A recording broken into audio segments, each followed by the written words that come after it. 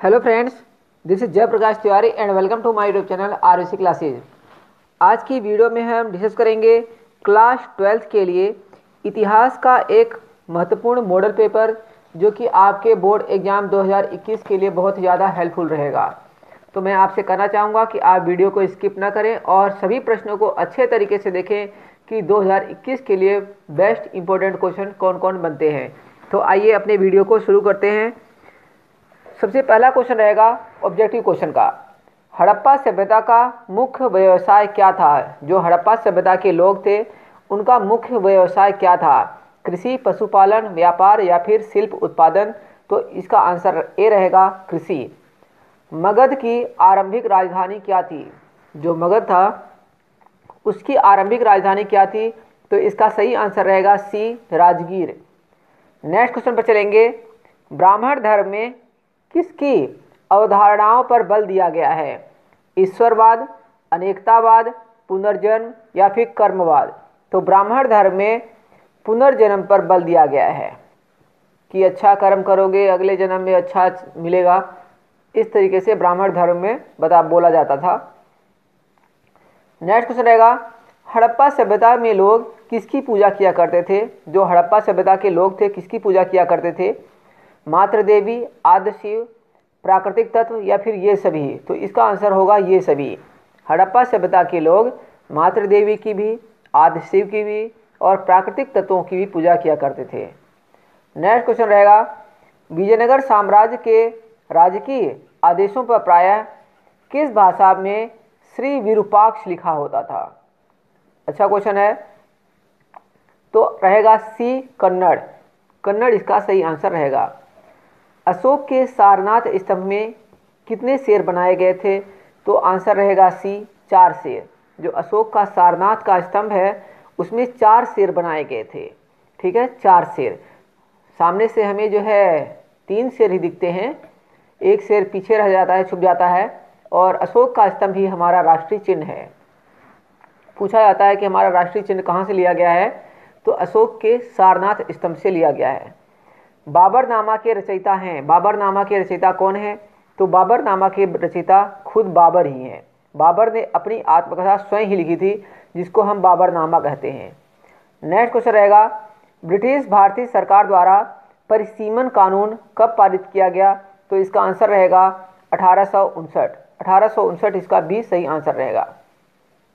Friends, एक model paper है, important question है। आपसे फिर कहूँगा कि इसमें सभी एक जो मॉडल पेपर में पेपर में जो क्वेश्चन आते हैं जिस तरीके से सेम वैसे ही डिजाइन किया गया है, इसलिए आप पेपर को अंत तक देखें। और अगर आपको पसंद आता है तो वीडियो को भी लाइक करें और चैनल को सब्सक्राइब करके बेल आइकन प्रेस कर दें और अपने फ्रेंड्स को भी शेयर करें। नेक्स्ट क्वेश्चन रहेगा विलय की नीति को लागू करने वाले गवर्नर जनरल थे। विलय की नीति किसने लागू की थी? तो लॉर्ड डलहौजी ने लागू की थी। कौन सा साम्राज्य अक्षत्रिय राजा पद्धति से संबंधित नहीं था? तो सी आंसर रहेगा गुप्त। अब जो आप देख रहे हैं अति लघु उत्तरी प्रश्न देख रहे हैं। आपको यहाँ पर उत्तर भी मिल जाएंगे, आप इनको पढ़ें। आप चाहें तो इनका स्क्रीनशॉट ले सकते हैं और अच्छे से तैयार कर सकते हैं। क्वेश्चन रहेगा हड़प्पा सभ्यता के 2 बंदरगाहों के नाम बताइए। तो हड़प्पा सभ्यता के 2 प्रसिद्ध बंदरगाह लोथल व बनावली थे। इनके बारे में पढ़ते हैं। लोथल के यह एक बंदरगाह नगर था। यहाँ से फारस की मुहर, धान एवं बाजरा, पक्के रंगों से रंगा पात्र, घोड़े की लघु मृण मूर्ति तथा 3 युगल समाधियों के साक्ष्य प्राप्त हुए हैं। इनके आंसर लिखे हुए हैं फ्रेंड्स। मैं सिर्फ क्वेश्चन पढ़ूंगा, आप जो है आंसर खुद पढ़ लें या फिर स्क्रीनशॉट ले लें, क्योंकि पेपर काफ़ी लंबा रहेगा। तो मैं आपको फिर वीडियो इतनी लेंथ हो जाएगी, मैं थोड़ा ज़्यादा हो जाएगी, इसलिए आप देख लें। 11th क्वेश्चन रहेगा 11th हड़प्पा सभ्यता की 2 बंदरगाहों के नाम। 12th है महाभारत की विषय वस्तु के बारे में बताइए कि महाभारत की विषय वस्तु किस भाषा में है, मतलब कैसे आप बता सकते हैं, संस्कृत भाषा में लिखी गई है। फिर है सिकमी रैयत कौन थे? किन प्रतीकों के द्वारा महात्मा बुद्ध को दर्शाया गया है? आंसर लिखा हुआ है। और 15 क्वेश्चन रहेगा उद्देश्य प्रस्ताव किसके द्वारा प्रस्तुत किया गया था?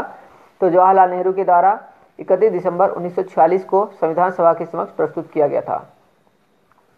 चलते हैं नेक्स्ट क्वेश्चन में। नेक्स्ट क्वेश्चन आपको आंसर मिल जाएंगे। मौर्य कौन थे, संक्षेप में बताइए। जो क्वेश्चन आपको नहीं मिल पाते हैं इनके आंसर, तो आप जो है कमेंट बॉक्स में बताइएगा। कोशिश करूंगा कि आपको इनका स्क्रीनशॉट उपलब्ध करा सकूं। क्वेश्चन है, मौर्य कौन थे, संक्षेप में बताइए। 17वां क्वेश्चन, कृष्णदेव राय के शासन की चारित्रिक विशेषता विस्तार और सुदृढ़ीकरण थी। इस कथन को साक्ष्यों के आधार पर औचित्य निर्धारित कीजिए। 18वां प्रश्न रहेगा, महाभारत के लेखन काल को समझाइए।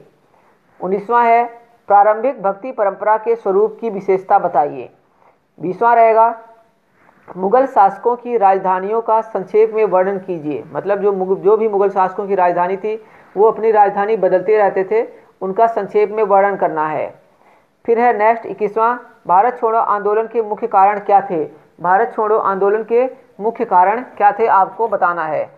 नेक्स्ट क्वेश्चन रहेगा दीर्घ उत्तरी प्रश्न। देखते हैं क्या है। हड़प्पा सभ्यता की विश्व इतिहास में क्या उपलब्धियां रही, परीक्षण कीजिए। हड़प्पा सभ्यता की विश्व इतिहास में क्या उपलब्धियां रही, इसका परीक्षण करना है। इसी में अथवा में है, तथ्यों की सहायता से महाभारत का वर्णन कीजिए। फ्रेंड्स, महाभारत काल का बहुत क्वेश्चन बनते हैं, इसलिए आप इस क्वेश्चन को जरूर तैयार करें। महाभारत से संबंधित अक्सर पूछा ही जाता है। नेक्स्ट क्वेश्चन रहेगा 23वां, 13वीं 14वीं शताब्दी की धार्मिक स्थिति का उल्लेख करें। इसका ब्राह्मणवाद पर क्या प्रभाव पड़ा, इसका आंसर आपको बताना है। नेक्स्ट इसी में है, भारत में बौद्ध उत्थान एवं पतन का संक्षिप्त वर्णन कीजिए। मतलब जो भारत में बौद्ध धर्म का उदय हुआ और फिर उसका पतन भी हुआ, इसका वर्णन करना है, क्यों हुआ, कैसे हुआ, इसके क्या कारण थे। नेक्स्ट क्वेश्चन रहेगा 24वां, 1857 के विद्रोह के दौरान अफवाहों और भविष्यवाणी के माध्यम से लोगों को खड़ा होने के लिए उकसाया जा रहा था। इस कथन की परख अफवाहों और इन पर विश्वास करने के कारणों के साथ कीजिए। नेक्स्ट है इसी में, भक्ति आंदोलन के उदय के कारण कौन से थे, मतलब कारक कौन से थे, भक्ति आंदोलन का उदय किन कारणों से हुआ था। तो आपको पता ही होगा कि जो हिंदू धर्म था या फिर चाहे मुस्लिम धर्म ही हो, दोनों के लिए भक्ति आंदोलन का उदय हुआ था, क्योंकि इसमें काफ़ी कुरीतियाँ आ गई थी, काफ़ी आडंबर आ गए थे, जिसके कारण जो है भक्ति आंदोलन का उदय हुआ। कई सारे फिर संत हुए जिन्होंने इसके लिए सहयोग किया। तो क्वेश्चन है, भक्ति आंदोलन के उदय के कारक कौन थे, विस्तार पूर्वक वर्णन करना है आपको। अब ऐतिहासिक घटनाक्रम है, मिलान करना है, आपको आंसर यहीं पर मिल जाएगा इसका कि मिलान नहीं करना है, आपको बताना है कि निम्नलिखित में से ऐतिहासिक तिथियों से संबंधित घटनाओं का उल्लेख कीजिए। ऐसा क्वेश्चन आता है आपको, क्या है, तो सीधे आंसर पर चलूँगा। वर्ष 1902 में जॉन मार्शल के अधीन संरक्षण कार्य आरंभ हुआ था। 1986 में हम्पी को यूनेस्को द्वारा विश्व पुरास्थल घोषित किया गया। ये क्वेश्चन जो है लघु उत्तरी प्रश्नों में ही पूछे जाते हैं, इसलिए आप इनको अच्छे से तैयार कर लें। 13 अक्टूबर 1946 मुस्लिम लीग का अंतरिम सरकार में शामिल होने का फैसला। फिर है दिसंबर 1949 को संविधान पर हस्ताक्षर किया गया। फिर 1589 ईस्वी में बाबर के संस्मरण का बाबरनामा के रूप में फारसी में अनुवाद किया गया। जो बाबर के संस्मरण थे उनका बाबरनामा के रूप में फारसी में अनुवाद हुआ। 1875 में दक्कन के गांवों में रैयतों की बगावत हुई। 1793 ईस्वी बंगाल में इस्तमरारी बंदोबस्त हुआ। 1765 में ईस्ट इंडिया कंपनी में बंगाल की दीवानी प्राप्त की। 1861 अमेरिका में गृह युद्ध हुआ और वर्ष 1915 महात्मा गांधी दक्षिण अफ्रीका से भारत लौटे। अब जो ये है आप देख रहे हैं मानचित्र कार्य, यहाँ पर आपको मानचित्रकार भी मिल जाएगा, देख सकते हैं। भारत में दिए गए रेखा मानचित्र में निम्न को दर्शाइए। तो एक भारत का रेखा मानचित्र है, आप देख सकते हैं। फर्स्ट यहाँ पर गंधार है, सेकंड पांचाल, मगध, अवंती और वज्जी। तो आपको यहाँ पर सभी आंसर मिल जाएंगे। सबसे पहले गांधार यहाँ पर है जो कि अफगानिस्तान क्षेत्र में पड़ता है।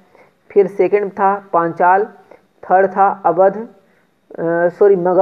तो यहाँ पर थर्ड देख रहे हैं मगध। फिर है अवंती यहाँ पर है और फिर वज्जी है यहाँ पर। तो फ्रेंड्स ये थे कुछ महत्वपूर्ण प्रश्न। एक मॉडल पेपर था जो कि 2021 के लिए है। अगर आपको इसकी PDF चाहिए तो आप हमारे चैनल को ज़रूर ज्वाइन कर लें और टेलीग्राम भी ज्वाइन कर लें ताकि आपको वहाँ से इसकी PDF मिल जाए। अगर आप ज्वाइन नहीं हो पाते हैं तो आप डिस्क्रिप्शन बॉक्स में लिंक दिया हुआ है, और या फिर टेलीग्राम में सीधे जाकर करके RVC क्लासेस सर्च करेंगे, आपको मिल जाएगा। Okay friends, thank you for watching this video. मिलेंगे नेक्स्ट वीडियो में।